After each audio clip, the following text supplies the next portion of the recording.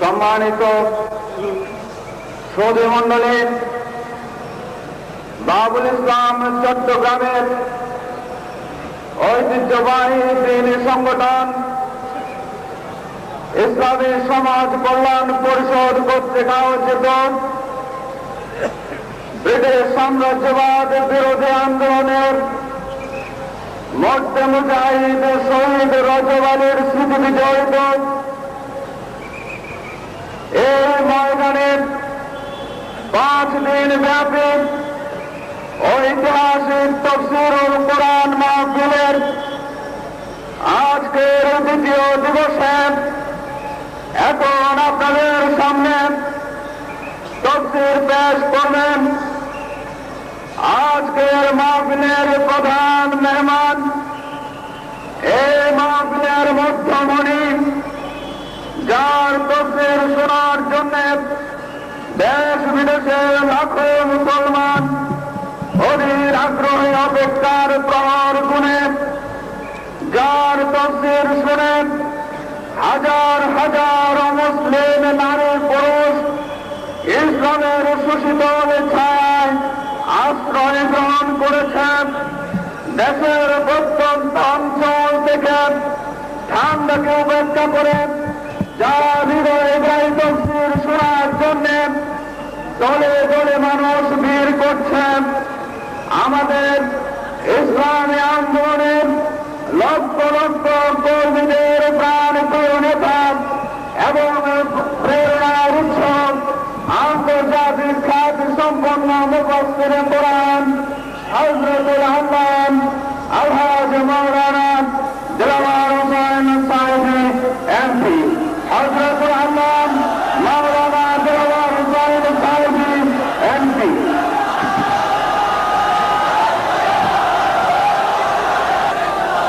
نحمده ونستعينه ونستغفره ونعوذ بالله من شرور أنفسنا ومن سيئات أعمالنا. من يهد الله فلا مضل له ومن يضلله فلا هادي له. ونشهد أن لا إله إلا الله وحده لا شريك له. ونشهد أن سيدنا وحبيبنا ومولانا محمدا عبده ورسوله الذي أرسله بالحق بشيرا ونذيرا وداعيا إلى الله بإذنه وسراجا منيرا. فقد قال الله تعالى في كلامه المجيد وفرقانه الحميد: أعوذ بالله من الشيطان الرجيم. بسم الله الرحمن الرحيم. إن الله وملائكته يصلون على النبي يا أيها الذين آمنوا صلوا عليه وسلموا تسليما. اللهم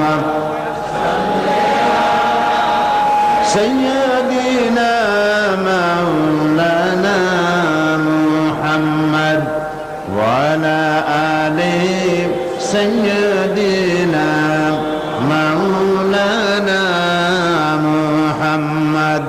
প্রাণ খুলে মুহাব্বতের সাথে পড়েন আল্লাহুম্মা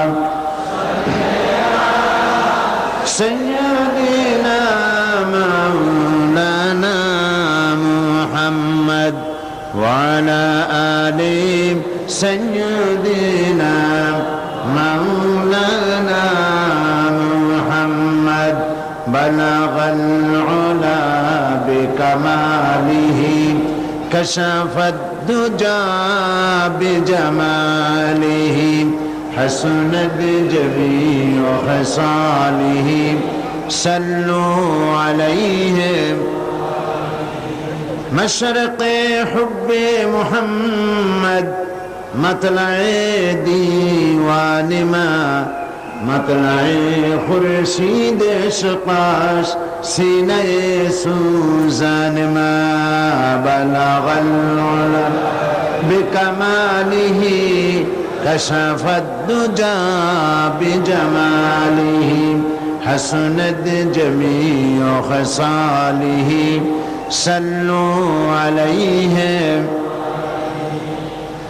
सूरत यूसुफ बिदारी हिकमत लुक़मान मां कारी कुरान बारी ऐ दिले शादमान मां बलगल उला बिकमालिही कशफत दुजा बिजमालिही हसनत जमीउ खसालिही صلوا عليه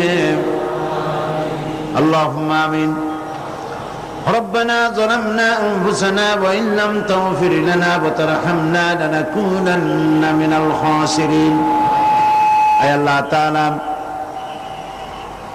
ইসলামী সমাজ কল্যাণ পরিষদ কর্তৃক আয়োজিত চট্টগ্রাম প্যারেড ময়দানে 5 দিন ব্যাপী তাফসীরুল কোরআন মাহফিলের আজকের এই দ্বিতীয় দিবসে পবিত্র এই রজনীতে কয়েকবার দরুদ ও সালাম পড়ে তোমার দরবারে হাত তুলেছি মেহেরবানি করে দরুদ ও সালাম টুকুন সোনার মদিনায় নবী পাকের রওজা মোবারকে পৌঁছে দাও।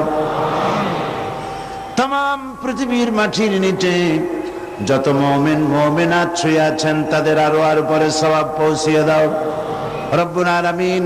এ মাহফিলের আয়োজন যারা করেছেন আর শোনার জন্য যারা এসেছেন, কিয়ামতের দিন মুসিবতের সময় এ মাহফিল আমাদের সকলের জন্য নাজাতের ওসিলা বানিয়ে দিও ইয়া রব। करम तू अगर करे वो बात दे जुबान को जो दिल पर असर करे। रब्बना तक़ब्बल मिन्ना इन्नका अंतस समीउल अलीम वतुब अलैना इन्नका अंतत तव्वाबुर रहीम। सुब्हान रब्बिका रब्बिल इज्जति अम्मा यसिफून व सलामुन अलल मुरसलीन वल्हम्दुलिल्लाहि रब्बिल आलमीन। जनाब सभापति अल्लामा हजरत मौलाना शमसुद्दीन साहेब मद्दिजुल्लुल आली, हजरात उलमाए किराम, सम्मानित श्रोत्री मंडली, पर्दार आड़ालेर मा ओ बोनेरा, अस्सलामु आलैकुम व रहमतुल्लाहि व बाराकातुहु। আমরা মহান আল্লাহ সুবহানাহু ওয়া তাআলার দরবারে লাখো কোটি শুকর আদায় করছি যে মহান আল্লাহ তাবারক ওয়া তাআলা কোরআনে কারীমের আযীম মাহফিলে আমাদেরকে শরীক হওয়ার তৌফিক এনায়েত করেছেন। তার দরবারে শুকরগুজার হচ্ছি। সকলে পড়ছি আলহামদুলিল্লাহ। রব্বানা লাকাল হামদ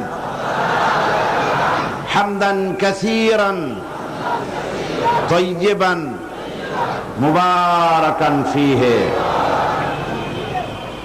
আজকের এক পবিত্র রজনীতে আমরা এখানে উপস্থিত হয়েছি, যেটা হচ্ছে নিসফুম মিন শাবান,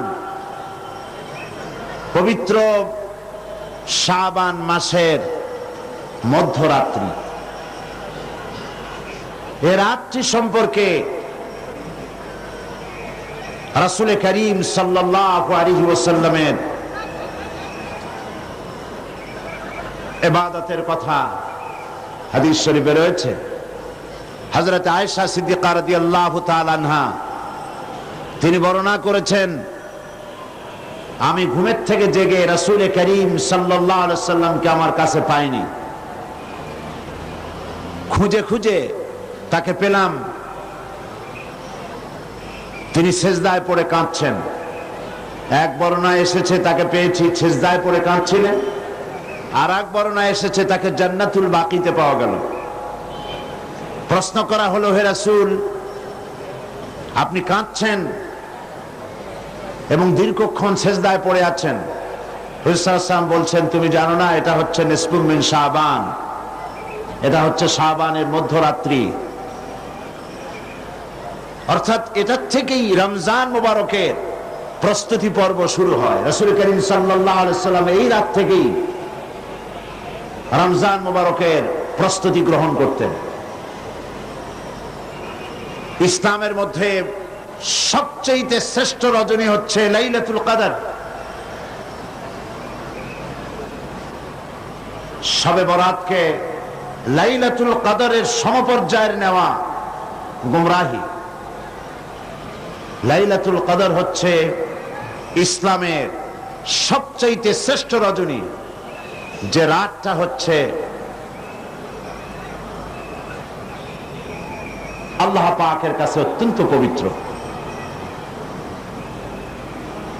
যে রাতটি হচ্ছে খায়রুম মিন আলফি শাহর,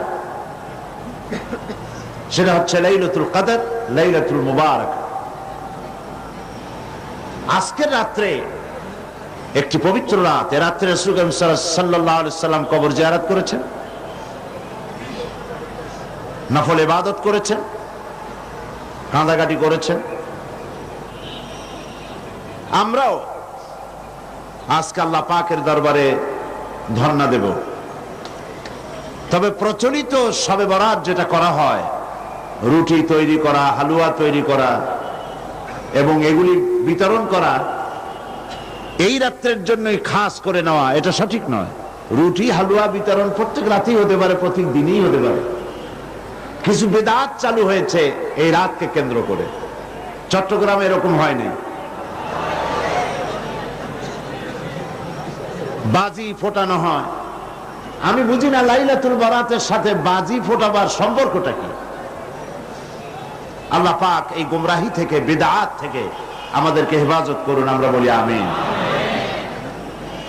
আজ পবিত্র রজনীতে এর থেকে শ্রেষ্ঠ ইবাদত আর কি হতে পারবে, যে আমরা আল্লাহ রাব্বুল আলামিনের কালাম, তার কোরআন থেকে আলোচনা করছি, বা জামাত নামাজ আদায় করেছি এবং করব ইনশাআল্লাহ। এবং এই লক্ষ জনতা আল্লাহ পাকের দরবারে ভিখারির মতো হাত উঁচু করব। আর কোরআনে কারীমের আলোচনার চাইতে শ্রেষ্ঠ মাহফিল, শ্রেষ্ঠ ইবাদত পৃথিবীর বুকে আর কিছু হতে পারে না। আমরা আজকে আমি আলোচনা করব, গতকাল ভূমিকা দিয়ে আমি শেষ করেছিলাম। আজকে আপনারা আরো আলোচনা শুনেছেন। আসলে তো এই আলোচনার কোনো শেষ নাই, আছে নাকি কোনো শেষ? আল্লাহ রাব্বুল আলামিন কোরআনে কারীমের ভিতরে বলেছেন, কুল লাউ কানাল বাহরু মিদাদান লিকালিমাতি রাব্বি লানাফিদাল বাহরু ক্বাবলা আন তানফাদা কালিমাতু রাব্বি ওয়ালাউ জিনা বিমিসলিহি মাদাদা। আল্লাহ পাক বলেন, নবী আপনি বলুন, আমার রবের কালামের ব্যাখ্যা করার জন্য, আমার রবের কালেমার ব্যাখ্যা লেখার জন্য তামাম পৃথিবীর সমস্ত পানিগুলি যদি কালি হয়ে যায়, আর যদি ওই পানিরূপ কালি দিয়ে আমার রবের কালেমার ব্যাখ্যা যদি লেখা শুরু হয়ে যায়, লিখতে লিখতে তামাম পৃথিবীর সমুদ্রের পানিগুলি সব শেষ হয়ে যাবে, আমার আল্লাহ পাকের কালেমার ব্যাখ্যা লেখা শেষ হবে না। হচ্ছে সেই কালামের পানি। যুগ যুগ ধরে লোকেরা শুনছে, শুনবে, শেষ নাই। এত শোনার পরেও কাঙ্ক্ষিত মানের অগ্রগতি, উন্নতি আমাদের হচ্ছে কি? কথা বোঝেন নাই বোধহয়, হচ্ছে না। যে পরিমাণ শুনছি সেই পরিমাণ আমল আমাদের মধ্যে হচ্ছে না। এ কথাটা ঠিক কিনা? এই মাহফিল আজ এই লাইলাতুল, এই পবিত্র রাত্রে এত লোকের উপস্থিতি হয়েছে, নারী পুরুষ। একজন লোক কি বলতে পারবেন যে জীবনে আমি কোনো ওয়াজই শুনি নাই, কোনো তাফসীর আমি জীবনে শুনি নাই? পারবেন কেউ বলতে? পারবেন না। প্রত্যেক ব্যক্তি শুনেছেন। কেউ 10টা শুনেছেন, কেউ 20টা শুনেছেন, কেউ 100টা শুনেছেন। এবার চিন্তা করুন, কোন মাহফিলেই তো খারাপ কথা বলা হয় না। হক্কানি আলেম যারা, হক্কানি ওলামা, হক্কানি পীর মাশায়েখ যারা, তারা সবসময় কোরআন হাদিস ভিত্তিক কথা বলেন। কোন মাহফিলে বলা হয় না যে চুরি করবেন অনেক সওয়াব পাবেন, মিথ্যা কথা বলবেন কিয়ামতে জাহান্নাম থেকে মুক্তি পাবেন, এরকম কথা বলে কেউ? ওজনে কম দিবেন, ব্যবসায় ভালো বরকত হবে, কেউ বলে এমন কথা? পরের জমিনে ডাল ঠেলবেন, জমিনে ফসল খুব বেশি হবে, কেউ বলে এরকম? বলে না। সব জায়গায় বলা হয় মিথ্যা পরিত্যাগ করুন, গীবত করবেন না, অহংকার করবেন না, ওজনে কম দিবেন না, জেনা করবেন না, মদ পান করবেন না, সুদ ঘুষের কাছে যাবেন না, বিবিকে পর্দায় রাখবেন। এইসব কথাই তো মেইনলি বলা হয়, নাকি বলেন? আচ্ছা, জীবনে যদি কেউ 10টি মাহফিল শুনে থাকেন আর প্রত্যেকটি মাহফিল থেকে একটি করে ভালো কথা, কোরআন হাদিসের একটি করে কথা যদি আমরা জীবনে ধারণ করতাম, তাহলে 10টি ভালো কথা জীবনে ধারণ করা হতো, ঠিক কিনা? তাহলে আমাদের জীবনটা খারাপ হইতো না আরো সুন্দর হইতো? তাহলে কি বোঝা যাচ্ছে? আমরা যা শুনি পরিপূর্ণভাবে আমল করি না। গলতটা কোথায়? মুসলমানের সংখ্যা তো এখন কম না। এই মুসলমান এক সময় সংখ্যায় খুবই কম ছিল। সেই কম সংখ্যক মুসলমানেরা 8খানা শুকনো রুটি, একটুখানি খেজুর, 1 গ্লাস অথবা আধা গ্লাস, 1 ঢোক পানি খেয়ে রোম, শাম, পারস্যকে প্রধানত করেছিল। এটা ঠিক কিনা? অর্ধেকটা পৃথিবী মুসলমানদের পায়ের তলায় আসছিল, কথা ঠিক কিনা? আর সেই মুসলমানদের সংখ্যা এখন 130 কোটি পার হয়ে গেছে। কিন্তু আজ মুসলমানের সেই মর্যাদা আছে কি? না, সেই মর্যাদা নাই। পৃথিবীতে মুসলমানেরা সবচাইতে নির্যাতিত, অবহেলিত, নিগৃহীত। কারণ কি? আসুন মূলে ফিরে যায়। আসল কারণটা কোথায়? কি কারণে এই দুরবস্থা হয়েছে? আর কোন শিক্ষা গ্রহণ না করার কারণে এই দুরবস্থা হয়েছে? সেগুলি আজকে আলোচনা করার জন্য প্রবৃত্ত হব ইনশাআল্লাহ। ওমা তাওফীকি ইল্লা বিল্লাহ, আলাইহি তাওয়াক্কালতু ওয়া ইলাইহি উনীব। কোরআন শরীফ থেকে আলোচনা করার আগে আসুন সবাই আপনারা আমার সাথে পড়েন, আউযু বিল্লাহি মিনাশ শাইতানির রাজীম, বিসমিল্লাহির রাহমানির রাহিম। সকলকে নিয়ে পড়লাম এই কারণে, শয়তান যেন কাউকে ওয়াসওয়াসা না দিতে পারে। শয়তানের ওয়াসওয়াসা থেকে আমাদেরকে কেউ রক্ষা করতে পারবে না। পারবে? শয়তানের ওয়াসওয়াসা থেকে পানাহ দিতে পারবেন কে? আল্লাহ পাক এই দোয়াটা শিখিয়ে দিয়েছেন যে আমার কাছে পানাহ চাও। আয় আল্লাহ পাক, আপনার কাছে শয়তানের ওয়াসওয়াসা থেকে পানাহ চাই, আশ্রয় চাই। বলুন আমিন। শয়তান আজকের এই মাহফিল যদি সফল হয়, তাফসীর মাহফিল প্রতি বছর সফল হচ্ছে, আজকের এবারের তাফসীর মাহফিল যদি সফল হয়, সবচাইতে কষ্ট হবে কার বলতে পারেন? সবচাইতে কষ্ট হবে কার? রাসূল করিম সাল্লাল্লাহু আলাইহি ওয়াসাল্লাম বলেছেন, ইয়াউমে আরাফা, ইয়াউমে আরাফা হজের দিনে শয়তানকে এত বেহাল অবস্থা আমি দেখেছি। এই রকমের বদসুরতে, শয়তানের সুরত তো এমনি খারাপ, শয়তান তো শয়তানের মতোই, এই রকমের বেকায়দার সুরতে এত বেহাল অবস্থা আমি কখনো তারে দেখিনি। সে মাথার চুল টেনে টেনে ছিটতেছে, গুসায় ছটফট করতেছে। কারণ কি? কারণ হচ্ছে উকুফে আরাফা করছে যত লোক, এ সমস্ত হাজিদেরকে আল্লাহ পাক মাফ করে দিচ্ছেন। এত মানুষ আল্লাহ মাফ করতেছে, ওর কলজা ভাটিয়া শেষ হয়ে যাচ্ছে। সুতরাং শয়তান যেন কাউকে ওয়াসওয়াসা দিতে না পারে, সেজন্য আমরা আল্লাহর কাছে পানাহ চেয়ে নিলাম। পরম করুণাময় আল্লাহ রাব্বুল আলামিন নামে শুরু করছি।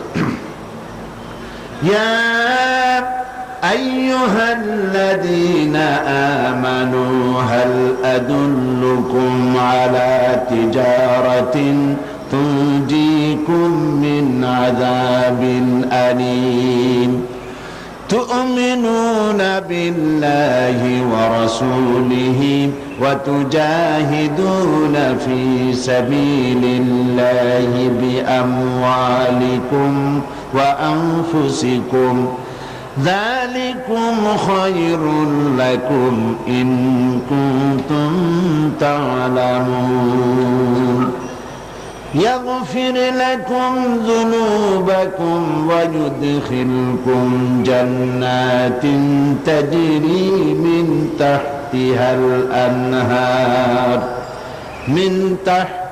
الأنهار ومساكن طيبة في جنات عدن ذلك الفوز العظيم وأخرى تحبونها نصر من الله وفتح قريب وبشر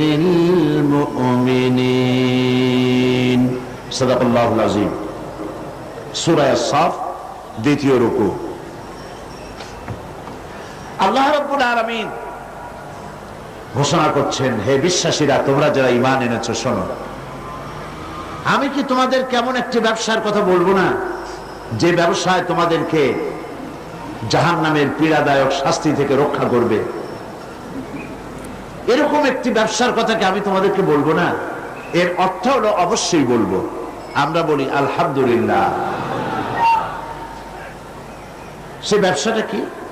তুমিনুনা বিল্লাহ, আল্লাহর প্রতি ঈমান, রাসূলের প্রতি ঈমান এবং আল্লাহর রাস্তায় মাল এবং জান দিয়ে জিহাদ করা।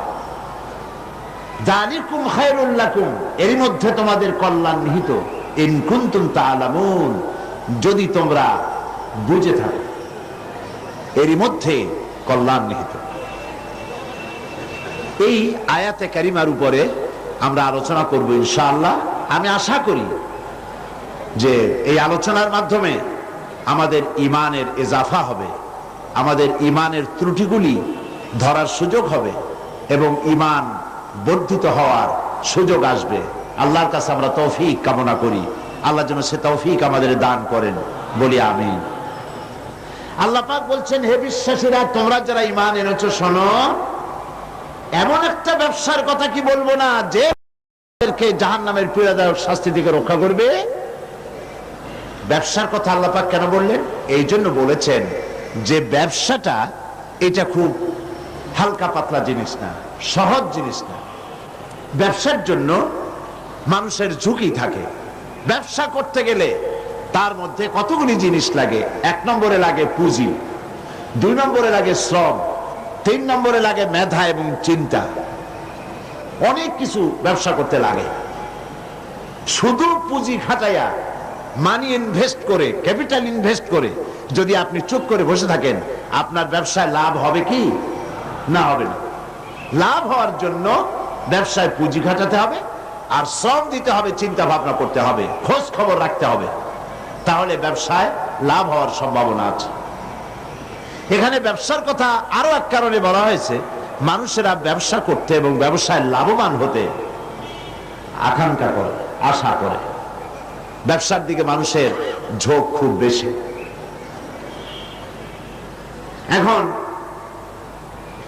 পৃথিবীতে যত ব্যবসা আছে, প্রত্যেকটি ব্যবসার মধ্যে দুটি দিক থাকে, লস এন্ড প্রফিট, লাভ এবং বলেন লাভ এবং নোকসান, দুটি দিক থাকে। লস এন্ড প্রফিট দুটি দিক থাকে।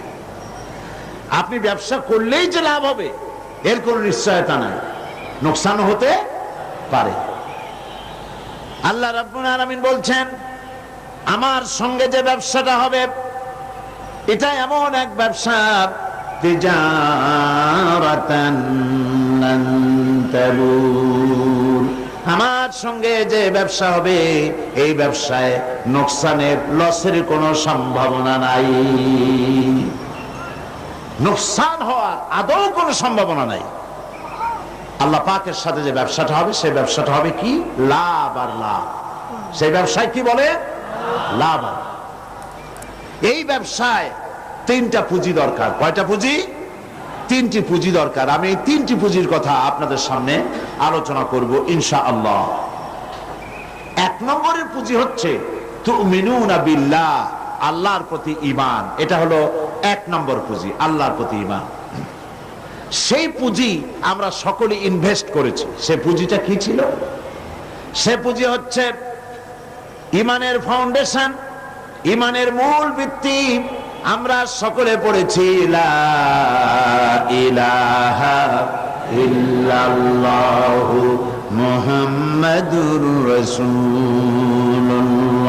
জোরে সোরে বলেন লা ইলাহা ইল্লাল্লাহ, লা ইলাহা,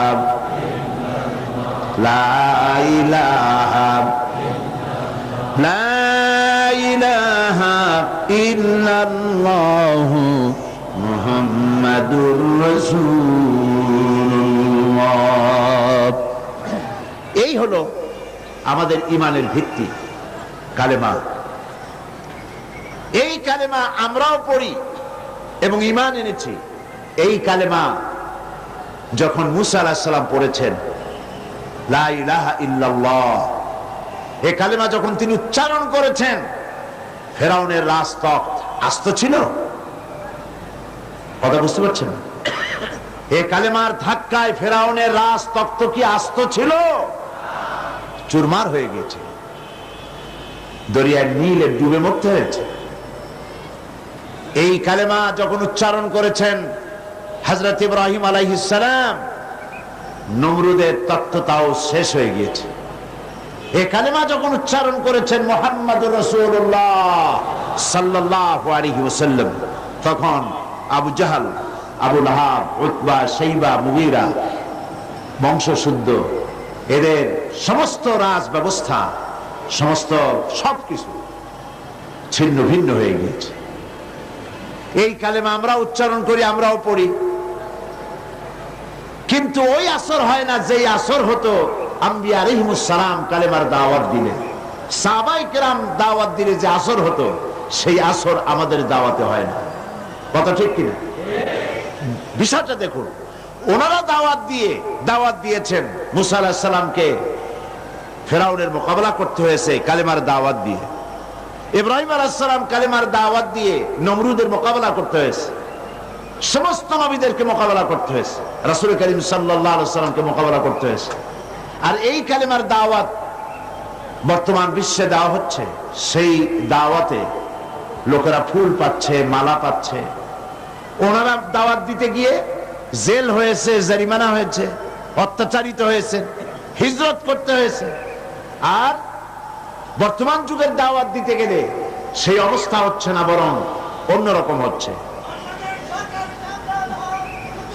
সুতরাং বোঝা যাচ্ছে যে দাওয়াতটি আল্লাহর পয়গম্বরেরা যেভাবে পেশ করেছেন ওইভাবে পেশ করা হচ্ছে না। ঈমানকেও আমরা সঠিকভাবে অনুধাবন করতে পারি না। এই ঈমান কি শিক্ষা দেয়? আল্লাহর উপরে ঈমান আনলে সেই ঈমানদারকে কি শিক্ষা দেয় ঈমান, এই কথাটা আমি আপনাদের সাথে বলতে চাই। ঈমান বিল্লাহ, আল্লাহর প্রতি মানুষ যখন ঈমান আনে, তার প্রথম শিক্ষাটাই হচ্ছে ঈমানদারকে, ঈমান বিল্লাহ তাকে আত্মমর্যাদায় সমুন্নত করে, তাকে আত্মমর্যাদা শিক্ষা দেয়। সেটা কি?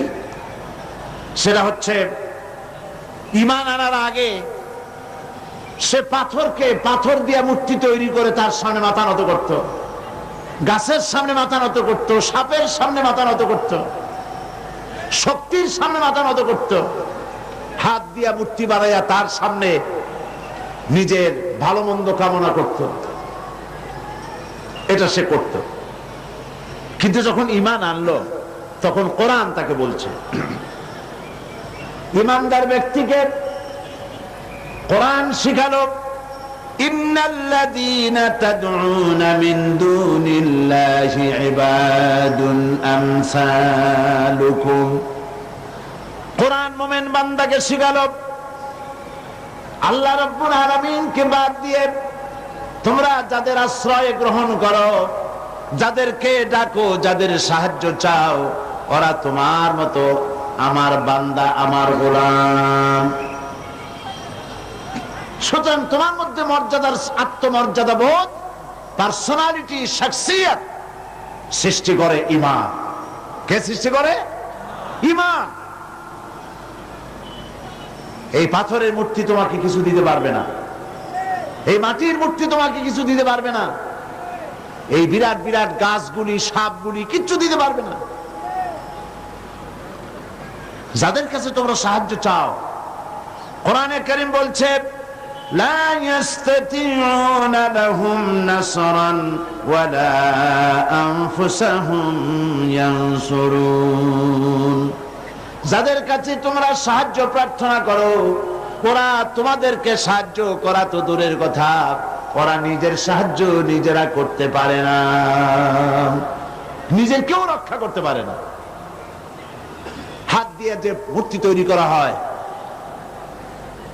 পাথর দিয়ে যে মূর্তি তৈরি করা হয়, মাটি দিয়ে মূর্তি তৈরি করা হয়, তাদের সামনে কত খাবার রাখা হয়, ওরা কি পারে? ওই খাবারগুলি যদি কুকুরে খাইয়ে যায়, এতগুলো হাত, একটা হাত দিয়েও কি একটা কুত্তারে খেদাই দিতে পারে? এমনকি ওর নাকের ডগায় মাছি বসে যদি মুখের মধ্যে কিছু ত্যাগ করে, এতগুলো হাত আছে, আঙ্গুল আছে, একটা আঙ্গুল দিয়ে মাছিটারে উড়াইতে পারে? এগুলো তো পারি না, নিজের সাহায্য করতে পারে না। মানুষের সাহায্য করা তো দূরের কথা, ওরা কি মানুষ বানানো তো দূরের কথা। আল্লাহ পাক বলেছেন ওরা কি একটা মাছি বানাইতে পারে? আল্লাহ পাক বলেছেন কোরআন শরীফে একটা মাছিও কি বানাতে পারে? সুতরাং এগুলির সামনে মাথা নত করত মানুষ।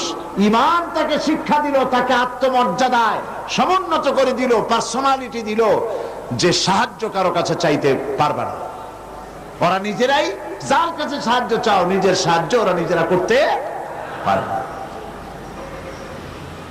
রাসূল করিম সাল্লাল্লাহু আলাইহি সাল্লামের কাছে এক মুশরিক এসেছিল একটা ভাঙ্গা মূর্তি নিয়ে। হুজুর জিজ্ঞেস করেছিলেন যে তোমার এই মূর্তিটা ভাঙা কেন? সে বলেছিল যে এই মূর্তিটি, এটি তো আমার দেবতা, আমি এর পূজা করি এবং আমি যেন কোনো বিপদে না পড়ি সেই জন্য এর সাথে রাখি। প্রতিমধ্যে পেশাবের প্রয়োজন হলো, তো তাকে এক পাশে দাঁড় করায় রেখা আমি আমার কাজ সেরে এসে দেখি এর শরীর, সমস্ত শরীরটা ভিজা। তো ভাবলাম কোনো বরকতের পানি হবে। তো সে বলল যে এটা আমি চাটে খাওয়া আরম্ভ করলাম। তো চাটে খেতে গিয়ে দেখি যে কেমন দুর্গন্ধ লাগে। তো চিন্তা হলো বরকতের পানি দুর্গন্ধ হবে কেন? এরকম এসিডের মতো ঝাঁঝ ঝাঁঝ হবে কেন?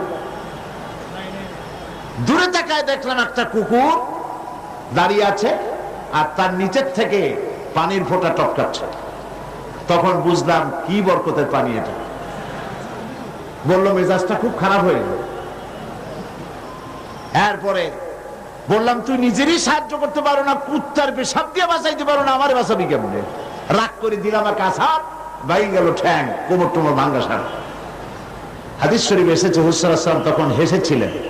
সে হাসিতে হুজুর সাল্লাল্লাহু আলাইহি ওয়াসাল্লামের দন্ত মোবারক বিকশিত হয়েছিল, দেখা দিয়েছিল। হুজুর বললেন আমার কাছে কেন এসেছো? মুশরিক ব্যক্তি বলছেন আমি আমার জীবনের ভুল বুঝতে পেরেছি, আমার ভুল বুঝতে পেরেছি, আমি আর অন্ধকারে থাকতে চাই না, আমি ইসলাম কবুল করতে এসেছি।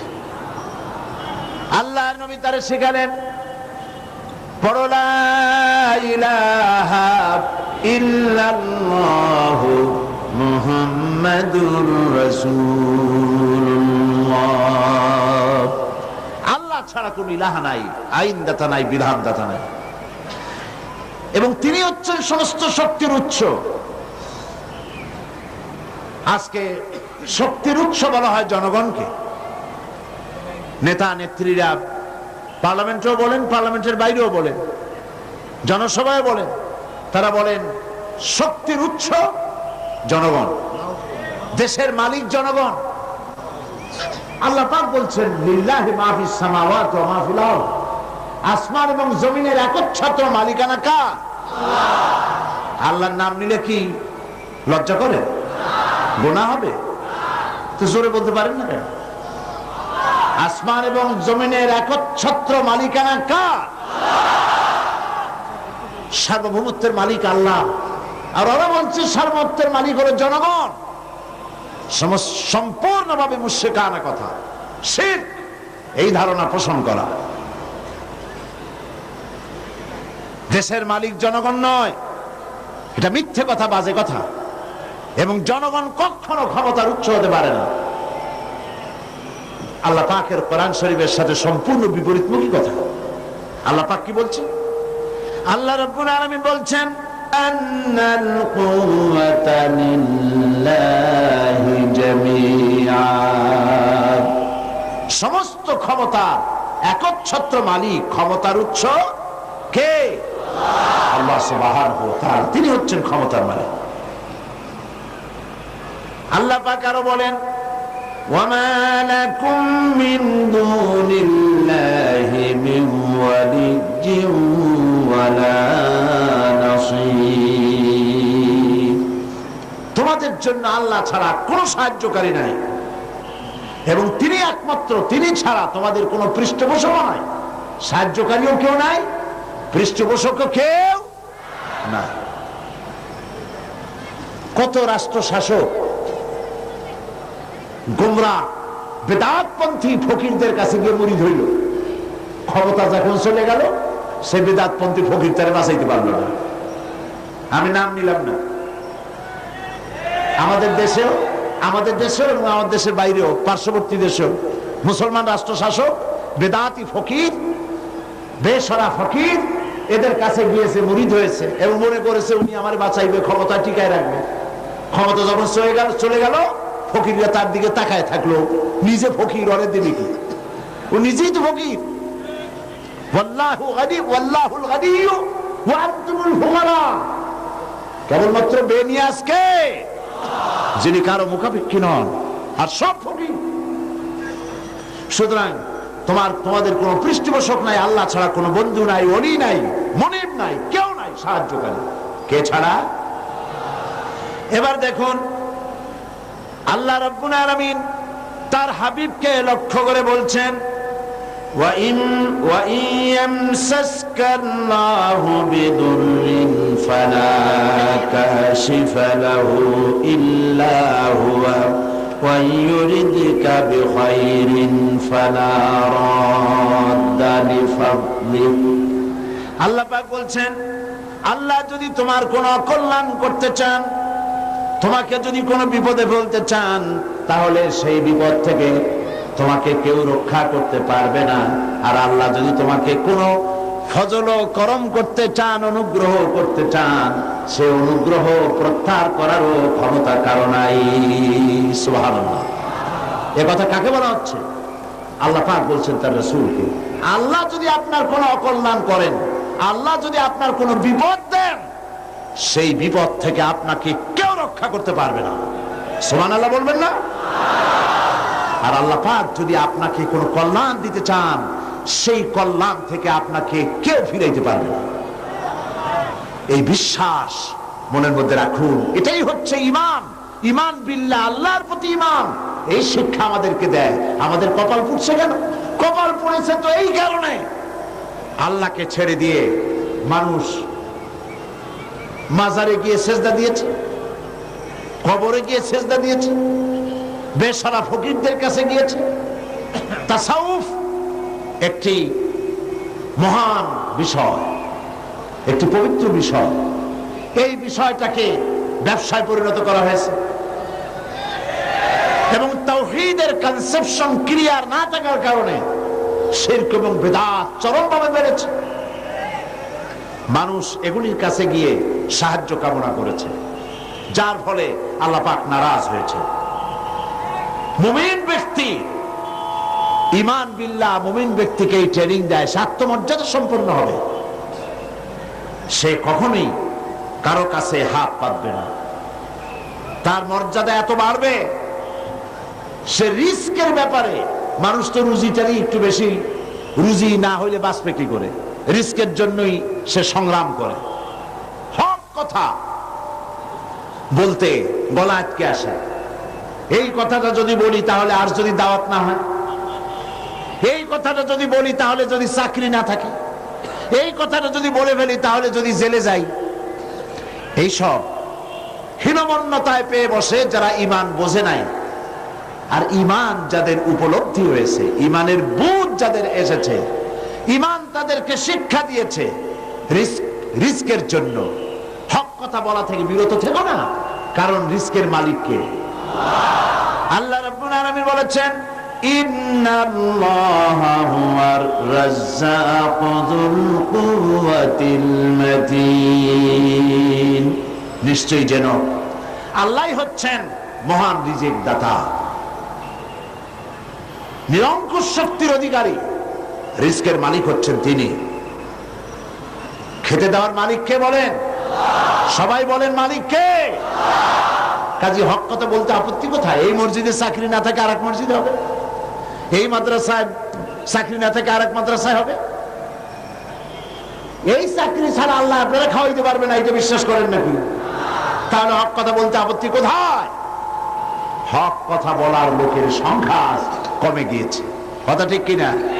হক কথা বলা হচ্ছে না বলেই তো সাহস পাচ্ছে ইসলাম বিরোধীরা, সাহস পাচ্ছে নাস্তিক আর মুরতাদেরা। আল্লাহ রাব্বুল আলামিন কোরআনে কারীমের মধ্যে বলেছেন, ওয়ামা মিন দাব্বাতিন ফিল আরদি ইল্লা আলাল্লাহি রিজকুহা। এই পৃথিবীর বুকে এমন কোন বিচরণশীল জীব নাই যেই জীবের রিস্কের দায়িত্ব আমি আল্লাহ বা নিজ হাতে উঠায় নেই নাই। বিশ্বাস হয় না? এত বড় কথা। সমস্ত প্রাণীর রিস্কের দায়িত্ব কার হাতে? কার হাতে? আমার দেশে সরকার আছে, পৃথিবীর প্রত্যেকটা দেশে সরকার আছে, আছে না? সরকারবিহীন দেশ আছে কিনা আমি জানি না, সব দেশেই সরকার আছে। আর প্রত্যেকটা সরকারের ফরেন মিনিস্টার আছে, হোম মিনিস্টার আছে, তারপরে ফুড মিনিস্টার আছে, এগ্রিকালচার মিনিস্টার আছে, আছে না? মন্ত্রণালয় আছে না? এর মধ্যে একটা মন্ত্রণালয় হলো খাদ্য মন্ত্রণালয়, ঠিক কিনা? এই খাদ্য মন্ত্রণালয় একজন মন্ত্রীও আছে, আছে না? খাদ্য মন্ত্রণালয়ের একজন মন্ত্রী আছে, একটা সরকার আছে। তারপরেও মানুষ না খাইয়ে মরে, মরে কিনা? না খাইয়ে মরে কিনা? গতকাল আলোচনায় বলেছি, এই পৃথিবীর অন্তত অর্ধেক মানুষ অনাহারে অর্ধহারে কাটায়। তাহলে গভর্নমেন্ট আছে, খাদ্যমন্ত্রীও আছে, কিন্তু মানুষ না খেয়ে মরছে। অবশ্য খাদ্যমন্ত্রীরা কোনোদিন না খেয়ে মরছে এগুলি শোনা যায় না। তাহলে দেখুন, এরকম একটি গভর্নমেন্ট আল্লাহরও আছে। আল্লাহর একটা গভর্নমেন্ট আছে না?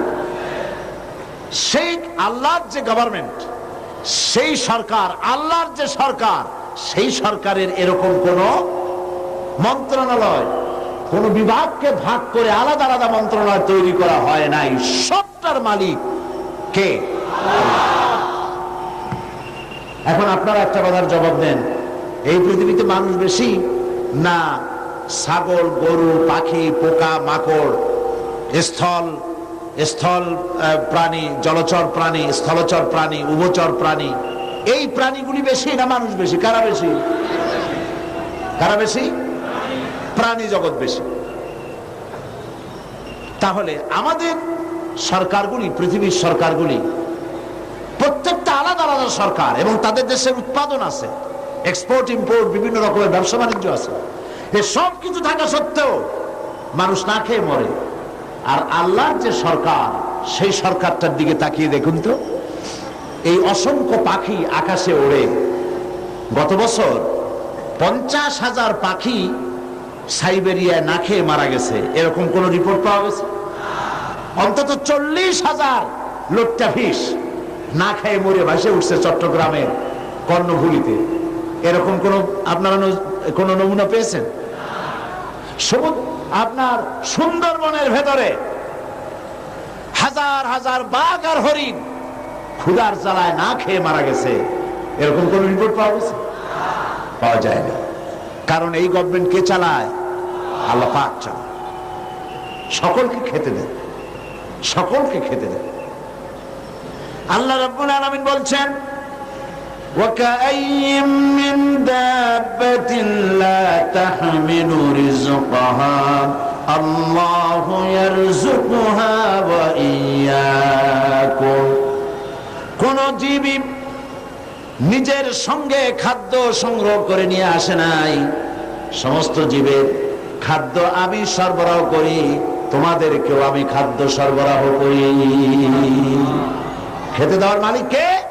আল্লাহ পাক। এই জমিন থেকে আল্লাহ পাক খাদ্য দিচ্ছেন, আকাশ থেকে খাদ্য দিচ্ছেন। আমাদের রিস্ক এই জমিনে নয়, আমাদের রিস্ক কোথায়? আসমানে। আসমান থেকে আল্লাহ পাক রিস্কের ব্যবস্থা করে থাকেন। সুতরাং ঈমান প্রথম যে শিক্ষাটা দিল, ঈমান বিল্লাহ প্রথম যে শিক্ষাটা দিল, সেই শিক্ষাটা হলো এই যে আমি আমার মাথা নত করতে পারবো না। আমার আত্মমর্যাদা সৃষ্টি হবে ব্যাপারে যে আমি পৃথিবীর কোন মন্ত্রীর গোলাম নই, কোন প্রেসিডেন্টের গোলাম নই, কোন পীর বুজুর্গের গোলাম নই, কোন মানুষের গোলাম নই। আমি গোলাম কেবলমাত্র কার? জোরে বলুন। সে আল্লাহ পাকের গোলাম, যার হাতের মুঠায় সমস্ত প্রাণীর জীবন। তিনি আমাকে খেতে দেন, তিনি আমাকে পড়তে দেন, তিনি আমাকে সাহায্য করেন, তিনি আমাকে বিপদ থেকে বাঁচান। ঈমান। 2 নম্বরে ঈমান বিল্লাহ মানুষকে যে শিক্ষা দেয়, সে শিক্ষাটা হচ্ছে মুমিনকে নিরহংকার বানায়। সুবহানাল্লাহ বলেন। মুমিন ব্যক্তির ভিতরে কোনো অহংকার জায়গা পাবে না। সে বিনয় হবে, বিনম্র হবে, নিরহংকার হবে। কারণ হচ্ছে আল্লাহ পাক তাকে বলেছেন, ওয়া হুয়াল কাহিরু ফাওকা ইবাদি। আল্লাহর কর্তৃত্ব থেকে বেরিয়ে আসার ক্ষমতা কোন মানুষের নাই। আল্লাহ পাক বলেছেন, ইয়া মাশারাল জিন্নি ওয়াল ইনস, হে পৃথিবীর মানুষেরা আর জিনেরা, ইন ইসতাতা'তুম আন তানফুযু মিন আকতারিস সামাওয়াতি ওয়াল আরদ, যদি সম্ভব করতে পারো আমার আকাশের নিচের থেকে, আমার জমিনের উপর থেকে বেরিয়ে যাও। আল্লাহ পাক বলেন, ফানফুযু লা তানফুযুনা ইল্লা বিসুলতান। কখনোই সম্ভব হবে না আমার আকাশের নিচ থেকে, আমার জমিনের থেকে বেরিয়ে যাওয়া। সুতরাং আমার কর্তৃত্ব থেকে বেরিয়ে যাওয়ার কোনো উপায় নাই, আমার কর্তৃত্বের মধ্যেই থাকতে হবে। সেই জন্য কোন অহংকার মুমিন বান্দার মধ্যে হতে পারে না। কিসের অহংকার করবেন? স্বাস্থ্যের অহংকার করবেন। কতটা স্বাস্থ্যের মালিক হয়েছেন?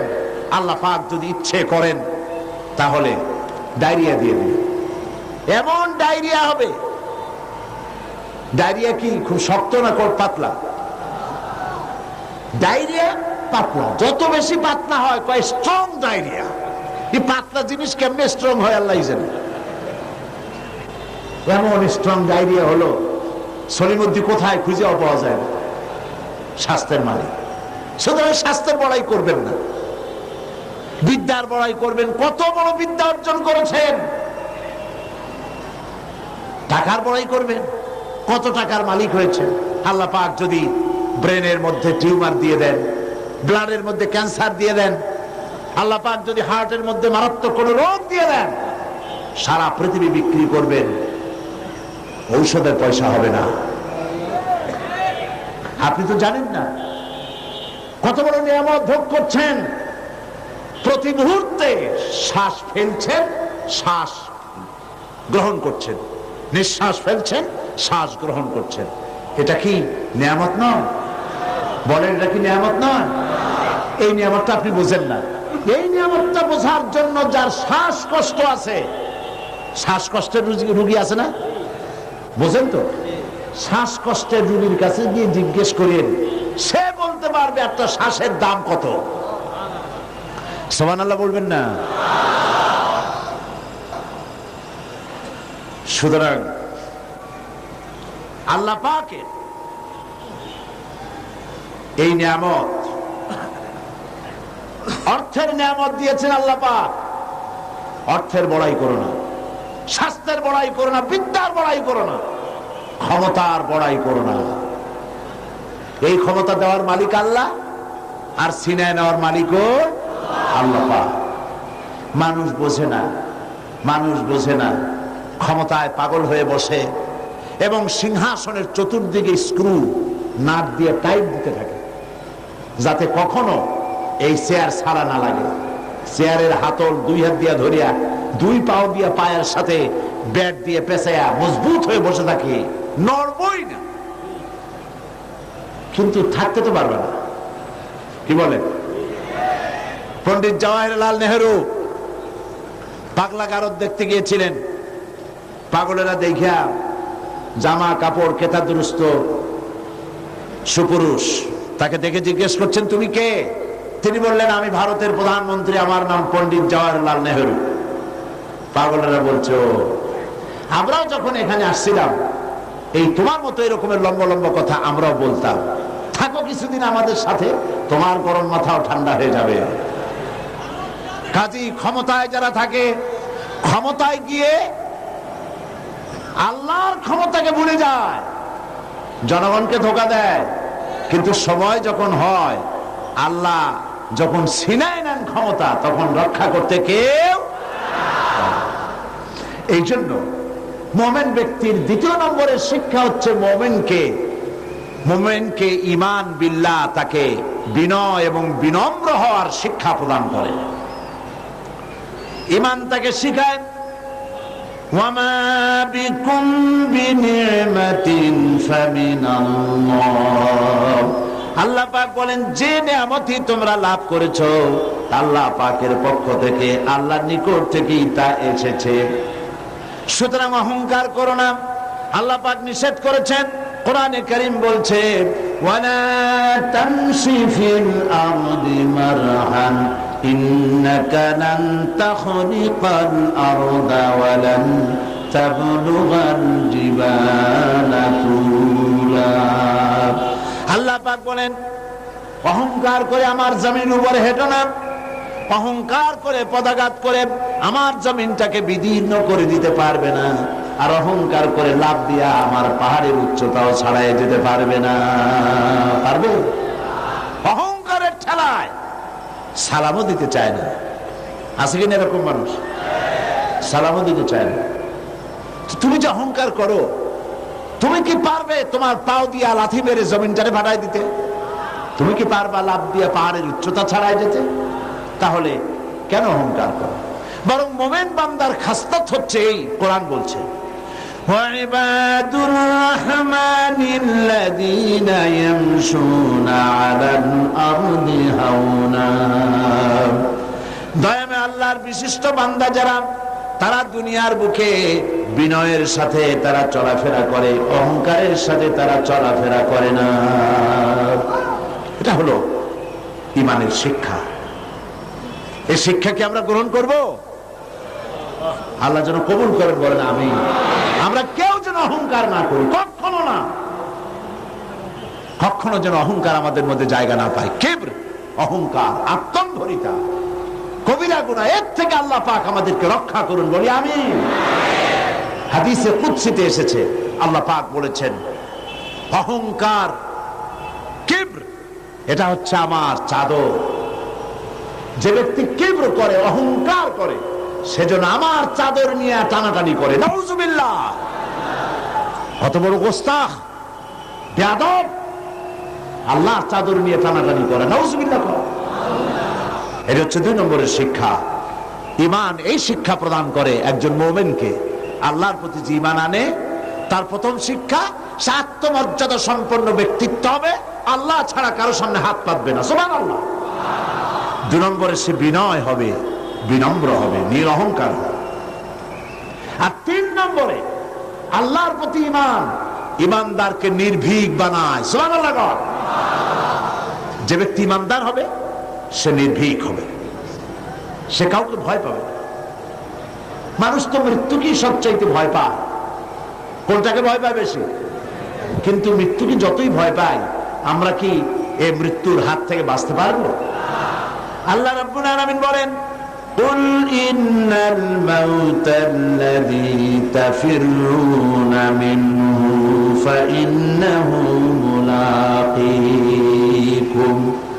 মরণ থেকে পালাও তুমি, মরণ তোমায় লইবে ঘিরি, যদিও সুদূর আকাশ পানে, লুকাও সেথায় লাগিয়েছে। হে মহারোগের ঔষধ নাই, হে মহারোগের চিকিৎসক নাই, নাই সে ঔষধ জগতে, খুঁজিয়া কাতর হইলে কি হবে, পারিবে না তারে ফিরাতে। আকাশে গিয়ে যদি সিঁড়ি লাগায়, আকাশে গিয়েও যদি কেউ লুকায়, মৃত্যুর থেকে বাঁচার কোনো পথ নাই। মৃত্যু এক অবধারিত মহাসত্য, এ মৃত্যু হবেই।